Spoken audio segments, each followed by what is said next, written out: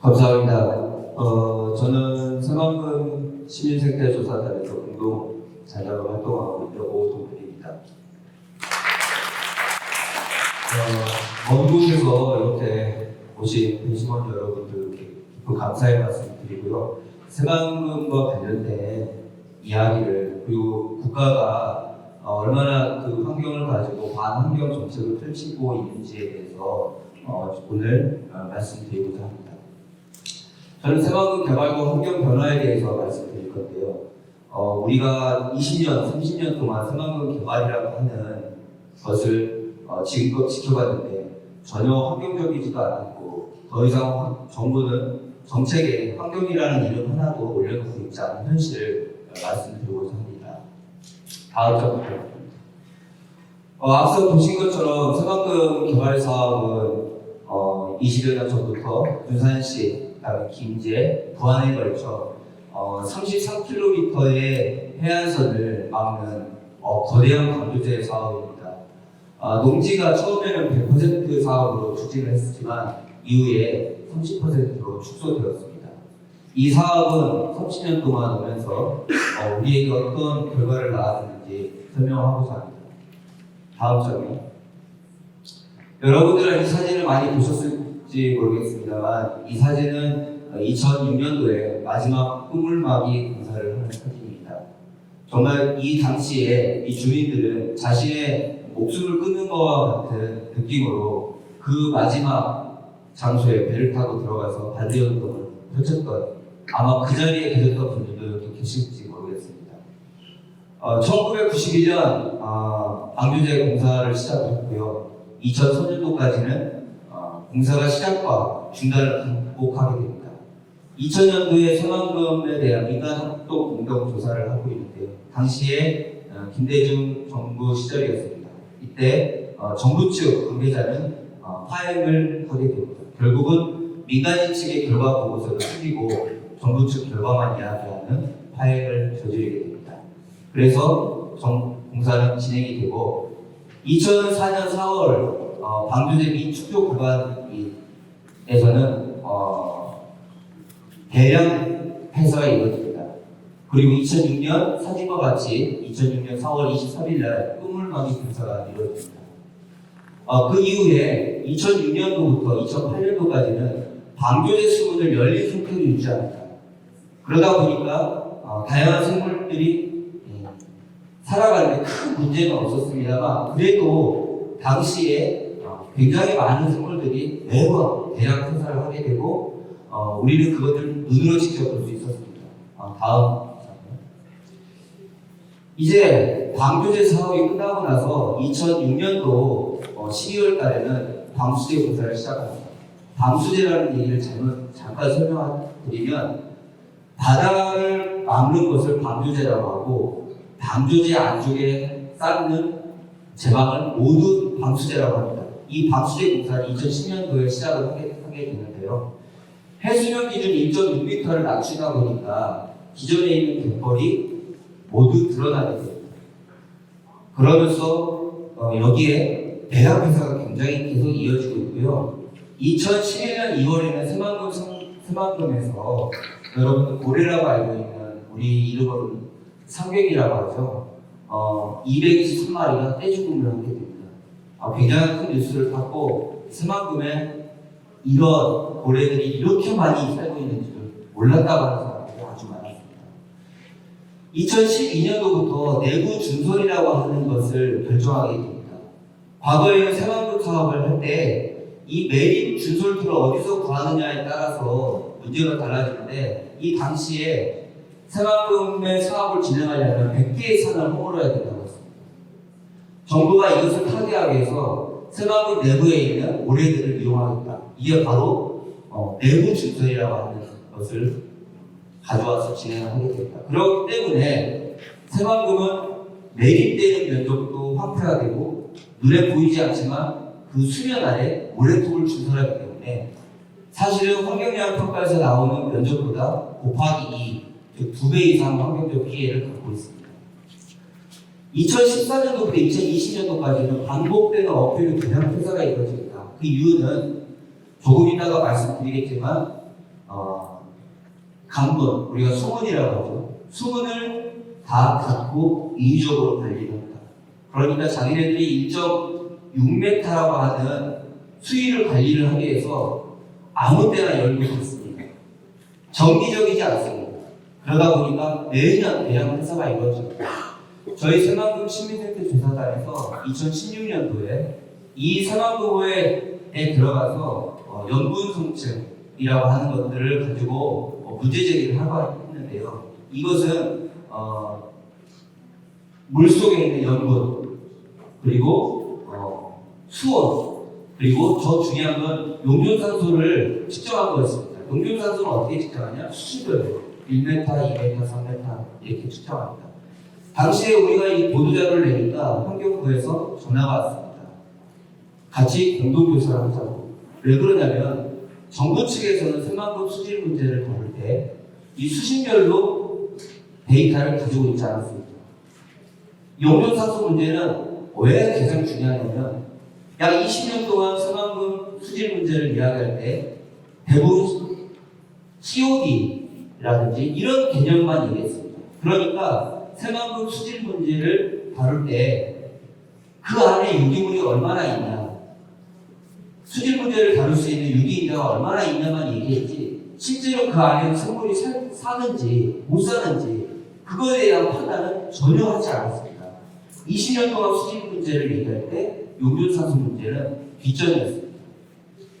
2020년 12월 달에는 새만금 호구가 악취까지 나고 모든 생물이 살 수 없다는 것들이 공식적으로 전문가분들도 알게 됐고 결국은 새만금 개발청은 한 수 물러나게 돼서 이 담수화를 포기하게 됩니다. 이 담수화는 명문화되지는 않았습니다. 하지만 낮에도 수문을 열고 밤에도 수문을 여는 것을 추가함으로써 사실상 새만금 사업의 담수화 계획은 포기하게 됩니다. 다음은 이 사진은 2006년도 수라깃벌 인근에 있는 갯벌 사진입니다. 얼마나 많은 생물이 살아있는지 이 사진 한 장으로 새만금에 얼마나 많은 생태계가 파괴되는지를 보여주는 사진입니다. 다음은 이 사진이 2006년도 콩물막이 공사가 있었을 때 주민들이 이것을 막기 위해서 정말 돌뿌리가 바다에 떨어지는 상황에서 그 돌을 막고 죽겠다고 이 마지막 방조제선을 갔을 때 국가는 이 사람들을 물대포로 쓰고 막아내서 결국은 마무리를 하게 됩니다. 다음은 그런 상황 속에서 저희가 조사하는 조류는 어떤 변화가 있었는지 말씀드리겠습니다. 저희들 2004년도 전에는 약 40만 마리의 물새들이 있었습니다. 이 조류가 2006년, 2016년, 2017년 전에는 거의 80%의 개체수가 감소하게 됩니다. 엄청난 개체수가 감소하게 되죠. 이때 당시에 정부는 당연히 사업하면 없어지는 거 아니야? 너희들 죽는 거 몰랐어? 이런 대답이 오갔습니다. 정말 말도 안 되는, 정말 생명이라고 하는 하나도 들어있지 않은 대답으로 진행했었습니다. 다음이요. 조류에는 산새류도 있고 물새류도 있습니다. 그 중에 도요물대새라고 하는 것이 있습니다. 호주에서부터 우리나라 갯벌, 그다음에 러시아까지 가는 이 거대한 루트를 타고 있는 이 도요물대새는 갯벌 의존도가 아주 높습니다. 갯벌이 없으면 살 수 없죠. 이 갯벌 의존도가 아주 높은 도요물대새의 경우는 어떻게 되는지 보시면 2004년도 이전에 약 16만 마리가 있었지만 이후에 90% 이상이 감소합니다. 제가 보기에는 거의 99%가 감소한 것 같습니다. 그때 당시에도 그랬습니다. 갯벌 없어지면 도요새 죽는 거 아니고 몰랐어? 그건 당연한 거 아니야? 그걸 왜 제시해? 라는 대답을 실제로 들었습니다. 다음은 그 중에서도 2019년도에 멸종위 기준으로 등재된 게 있습니다. 그 중에 하나가 바로 붉은 어깨도입니다. 어깨 부분이 약간 붉은색이 덧각해서 붉은 어깨도인데 이 도요도 호주에서 날아와서 지금 새만금 인근의 유부도 갯벌에 등록했습니다. 이 개체가 2006년도에 저희가 약 8만 마리의 개체수를 봤는데 지금 거의 100마리도 보지 않습니다. 결국은 새만금 때문에 이 한 종이 거의 멸종위 등급까지 갔고 정부도 2019년도에 멸종위 2급으로 등재하게 됩니다. 호주에서는 새만금 사업 때문에 이 전 세계적으로 이동하는 붉은 어깨 도유가 감소했다고 정확히 새만금 사업이라고 명시하고 있습니다. 다음요. 그러면 이 새만금 사업이 얼마나 불공정하고 그리고 이 자료를 축소하고 거짓 부실된 자료를 가지고 시작했는지 한번 자료를 보겠습니다. 1989년 농림수산부에서 발간한 환경영향평가서의 조류상을 한번 보십시오. 대체로 보시면 전체적으로 보면 약 40여 종밖에 불과합니다. 저희가 이 15년 동안 조사한 결론은 약 250종의 조류가 사는 걸로 조사가 됐고요. 저희가 전체 89년도에 환경영향평가에서 나온 게 40종인데 저희가 법적 보호종만 40종이 넘었습니다. 저희들은 여기 나오신 배심원들 여러분들은 대부분 상식적인 사람이라고 생각합니다. 정부도 상식적이고 대통령도 상식적이라고 봅니다. 이 자료를 보면 이게 정말 상식적으로 우리가 이해할 수 있는 자료인지 얼마나 정부가 거짓 자료로 새만금 사업을 진행했는지를 알 수 있습니다. 다음이요. 자, 저희가 15년 동안 조사한 자료에 보면 여기 나와 있는 자료는 법적 보호종입니다. 단지 법적 보호종만 나왔는데 그 전에 정부가 모든 자료종을 제시한 것과 같습니다. 저희는 40종 이상의 법적 보호종이 있다고 했는데 89년도에 정부에서는 단 3-4종밖에 관찰되고 있지 않다라고 하는 아주 엉터리 같은 조사 계획서로 새만금 개발을 시작했습니다. 다음은 2009년도에 방조제가 아니라 방수제입니다. 방수제 공사가 시작되면서 저는 경관을 자주 볼 수 있었습니다. 갯벌에 가면 물이 있는 장소는 멸종위 종이 있고 그 뒤에 덩크 트럭들이 오가는 모습들이 많이 보일 수 있었습니다. 그 이후에 저런 새들을 볼 때 없어질 거를 우리들은 알고 있지 않습니까? 저 새들은 없어질 것들을 모르고 있었습니다. 단지 먹이가 있으니까 왔죠. 하지만 그 이후에 그것은 모두 사라졌습니다. 다음은 하지만 새만금은 워낙 크기 때문에 여러분들이 생각하는 새만금이 얼마나 큰지 서울의 3분의 1을 넣을 수 있습니다. 그러다 보니까 아직도 남아있는 갯벌이 있습니다. 그 중에 우리는 새만금 수라깃벌을 이야기할 겁니다. 개발로 인한 서식지 훼손에도 여전히 생명을 이어가는 수라깃벌의 생명들. 저는 법적 보호종만 얘기하겠습니다. 정부는 법적 보호종 외에는 생물로도 취급하지 않습니다. 그렇지만 정부가 정한 법적 보호종으로 얘기하겠습니다. 저어새가 매년 150여 개체가 수라깃벌에 서식하고 있습니다. 검은머리 갈매기, 검은머리 물개새, 새제비 갈매기. 이 새제비 갈매기 같은 경우는 전국 최대 서식지로 3년 전까지만 해도 4천여 개체 정도가 번식을 했습니다. 그 외에 맹금류들이 많이 관찰이 되고 있고요. 또한 수달이나 삭 등의 포유들도 관찰이 되고 있습니다. 이 보이는 사진은 수라깃벌에 저어새가 오후 6시경 해가 진 무렵 자기네들이 옷 잠자리에 자기에서 모여든 것들을 촬영한 것입니다. 한참 동안 같이 있다 보면 저 사람이 나를 잡을 사람이 아닙니다 생각하면 거리를 두게 됩니다. 저런 편안한 모습을 볼 때 새만금의 수라깃벌이 영원히 살아있으면 좋겠다라고 하는 생각을 하게 됩니다. 다음요. 자, 여러분들 이 모자가 보이시면 검은머리 갈매기나 이런 도요새들이 모자가 있는데 저기 보시면 빨간 홍당무 같은 검은머리 물개새가 있는데 멸종위기 2급입니다. 그리고 좀 전에 말씀드린 붉은 어깨들, 저어새, 검은머리 갈매기.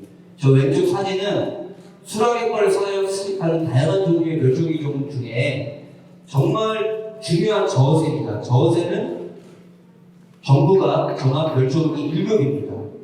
이 저어새는 대만에서는 국조로 다뤄지고 있습니다. 국조라고 하면 나라의 새죠. 우리나라는 실제로 살아있는 새를 국조로 정하지 않았습니다. 우리나라는 국조가 실존하는 생물이 없습니다. 그런데 이 저어새는 우리나라에서 90% 이상이 번식하는 새입니다. 그리고 실제로 수락의골 인근에 거문이요, 그 다음에 노루섬이라고 하는 곳에 번식을 하고 있고요. 이 번식된 새가 수락의골로 오고 와서 먹이를 먹고 있습니다. 다음 사진이요. 자, 이것은 좀 자세히 봐주십시오. 여러분들 1992년부터 쭉 오는데 빨간 글씨를 잘 보십시오. 방조제 꿈물마을이 공사가 2006년도에 일어났고요. 그리고 방수제 공사에서 강문 조작이 시작된 게 2009년도입니다. 그리고 다음 세 번째 빨간색은 야간 강문, 즉 수문을 폐쇄하게 되는 이유가 갑자기 수문을 열다 보니까 물이 많이 들어와서 배 한 척이 뒤집힙니다. 어민이 죽죠. 그래서 상암구 개발청은 야간 개문을 안 합니다. 안전 조치를 취하는 게 아니라 너네들은 왜 이곳에 왔어? 그러니까 야간 개문 안 할래. 야간 닫아. 그 결과 엄청난 환경 피해가 왔습니다. 그리고 결국은 정부도 2020년도에 야간 개문을 다시 하죠. 그 밑에 파란색, 노란색, 황색, 빨간색을 잘 주시해 주십시오. 방조제 꿈물마을 공사가 시작되면서 관문이 열린 상태로 약 4년 동안 유지됩니다. 엄청난 갯벌이가 날아갔지만 그래도 생명이라고 하는 것들이 꿈틀대고 많은 어민들이 어려워했다고 합니다. 그런데 방조제 관문을 인위적으로 조작하는 시점이 2009년도부터 반복적으로 대량 폐사가 이루어집니다. 이것이 거의 10년 동안 이루어집니다. 더군다나 이 세 번째 빨간색으로 말한 낮에도 열고 밤에도 열던 것을 밤에 문을 열지 않다 보니까 그때부터는 일반인들 바람입니다. 제가 얘기합니다. 밤늦게 새만금을 자동차로 이동하면 악취가 시국창 냄새가 났습니다. 실제로 이것은 일반인들의 코는 속이지 못하죠. 결국은 정부도 2020년 12월에 야간 근무를 다시 엽니다. 그 결과 엄청난 변화가 일어납니다. 새만금에서 악취가 사라졌습니다. 그리고 다양한 생물들이 다시, 많이는 아니지만 다시 되돌아오는 배들이 보입니다. 자, 여러분, 야간 개문을 조금 했을 때도 불과한데 환경이 살아납니다. 이것은 새만금 수질 문제를 다룰 때 이 바닷물의 유통량이 얼마나 중요한지를 보여주는 극단적인 사례입니다.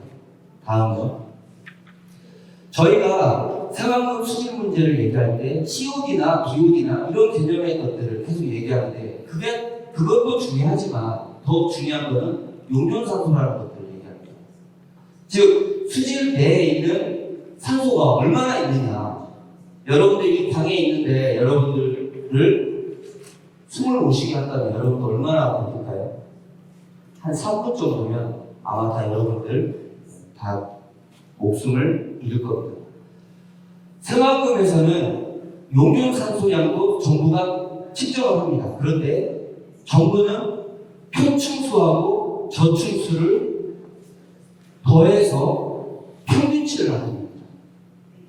표층은 산소가 많아서 생물이 살 수 있지만 저층은 거의 산소가 없습니다. 그런데 이걸 평균치를 나눠서 정부가 수질 문제에 있어서 기후 문제를, 즉 기후 용존산소를 얘기합니다. 이게 절대 맞을까요? 저는 이 부분에 대해서 강력하게 정부에 계속 항의하고 있습니다. 수질 문제는 가장 악조건일 때 그 조건을 제시해야 됩니다. 여러분들 만약에 생물이 있는데 단 1시간이라도 산소가 없다면 그 생물은 죽습니다. 그런데 그걸 평균치로 내서 사실은 적당히 살 수 있는 수치를 냈다면 그게 거짓이죠. 정부는 그 거짓을 10여 년 동안 계속했고 환경부는 여전히 그 문제에 대해서 아주 적극적으로 말하고 있지 않습니다. 저희는 새만금에서 4m 밑에 왼쪽에 보시면 새만금 4m 밑에 여러분들 뭘로 보이십니까? 저게 갯벌입니다. 저게 시궁창에서 나온 것이 어떻게 갯벌입니까? 저렇게 코발트처럼 완전히 썩어버린 건데 실제로는 보령호나 홍성호처럼 다른 지역도 여전히 똑같습니다. 이 말은 새만금은 많은 연안 수치에 있는 막혀진 곳에 것을 대변하는 겁니다. 바닷물을 막은 연안습지, 즉 강 하부에 있는 것들을 다 부르죠. 썩어 있다고 보시면 되고, 결론은 우리나라가 그동안 연안습지를 막아왔던 정책을 다 바꿔서 강을 열어야 된다는 거예요. 낙동강도 열고, 금강도 열고, 상암군도 더 확대해야 된다. 다음 장면. 자, 그러면 우리만 그것을 얘기하냐? 그게 아닙니다. 2007년도에 해양수산부에서도 이 새마을 용존산소 문제 UPP라고 써있죠. 어려운 상황이다라는 것을 이미 알고 있었습니다. 다음요. 자, 이것은 저희가 보시면 네모난 글씨, 네모난 색깔이 있는 부분이 있는데 이것은 밑에 부분이 수심입니다. 잘 보면 3m, 4m 부분에 층을 따라서 갑자기 용존산소량이 떨어져서 거의 빈산소가 나옵니다. 그것은 염분 때문에 생기는 밀도차로 표층하고 저층이 섞이지 않았습니다. 저층에 있는 산소가 고갈되면 토층에서 산소가 내려와야 되는데 내려오지 않아서 이 죽어있는 상태로 새만금이 유지됐다. 결국은 COD를 아무리 외치고 수질 문제 6급 쓰기, 5급 쓰기 해도 그 상태가 죽어있는 상태라고 하면 그건 아무 이유가 없습니다. 중요한 것은 용존산소입니다. 자, 다음이요. 그래서 새만금 사업을 통해서 정부는 뭘 하고 있냐? 돈을 들여서 저렇게 준수를 합니다. 그러면 수심이 더 깊어지겠죠. 지금 상태로 운영한다면 더 안 좋은 조건을 계속 돈을 들여서 만듭니다. 결론은 이제 그만 매립하지 마라. 이제 그만 준설 금지해라. 라는 것들을 정부가 결정을 해야 된다고 생각합니다. 다음은 자, 보시면 동그라미 안에가 있는 것이 준설수입니다. 모래를 파서 다른 곳으로 이동하죠. 다음이요. 자, 그럼 생태용지는 과연 상식적인가 한번 제가 질문을 드려보겠습니다. 여러분, 저 동그라미 안에 주시해 보십시오. 자, 여러분, 환경 생태용지라고 보이십니까? 이게 정부가 100번을 보존하겠다고 하는 친환경을 내세우고 있는데 거기에 아무것도 없습니다. 저희는 여러분들 아까 말씀드렸다시피 우리는 대부분 상식적인 사람입니다. 왜 정부만 상식적이지 않죠? 환경 생태용지라고 해놓고 아무것도 없는 그 바다에다가 저렇게 그려놨습니다. 결론은 있는 100번은 다 매립해서 쓰고 결국은 일반 대중 국민들한테 속이기 위해서 저렇게 환경 생태용지를 그려놨습니다. 이것은 엄연한 국가가 국민을 상대로 사기를 치고 있다고 저는 당당히 얘기할 수 있다고 봅니다. 다음은 자, 2021년부터는 저희가 수락의벌 보존운동을 진행하고 있습니다. 남아있는 갯벌이라도 보존하겠다고 하는 게 저희들의 목표입니다. 다음은 자, 수락의벌의 모습입니다. 이렇게 저어새들도 있고 염습지고 있고 뒤에 연안습지가 있는 식생대가 이어지는 곳이 수락의벌입니다. 다음은 자, 신공항 부지로 되어 있는 부분에 바로 저어새 서식지가 겹쳐 있는 것을 볼 수 있습니다. 다음은 저희는 수락의벌을 직접 찾아갑니다. 여러분들 수락의벌 하면 갯벌이라는 게 천지라고 생각할 수 있지만 수락의벌은 갯벌도 있고 염습지도 있고 그리고 육지하고 이어지는 식생대가 자연스럽게 이어지는 곳입니다. 저희는 수락의벌을 찾음으로써 실제로 수락의벌이 연안습지로서 가장 중요한 갯벌이라는 것을 이야기하고 있습니다. 여러분들 수락의벌은 이 모든 것들이 통째 다 있다고 생각하시면 됩니다. 다음으로 많은 사람들이 수락의벌을 직접 찾아가서 우리도 함께 지키겠다. 그리고 수락의벌의 진정한 습지의 모습을 보기도 합니다. 다음으로 화영박동이라는 분은 수락의벌뿐만 아니라 새만금의 7년의 역사를 기록하고 이 영화 수라를 만들고 현재 많은 중국에서 영상을 틀고 있습니다. 여기 보시면 4월 21일 제주에서 영상을 하고 있습니다. 저희는 이 수라를 통해서 많은 사람들이 진짜 새만금의 이 수락의벌의 생명력을 알려냈으면 하는 바람이 있습니다. 다음에 수라 영화를 보고 이렇게 응원의 메시지를 보내주고 있습니다. 수락의벌에 대한 팻말을 들고 많은 사람들이 응원의 메시지를 주고 있습니다. 다음은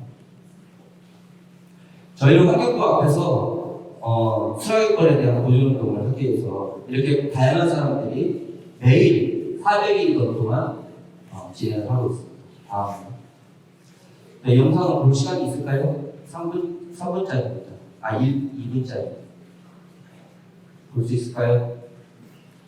네, 오늘 밀착 카메라는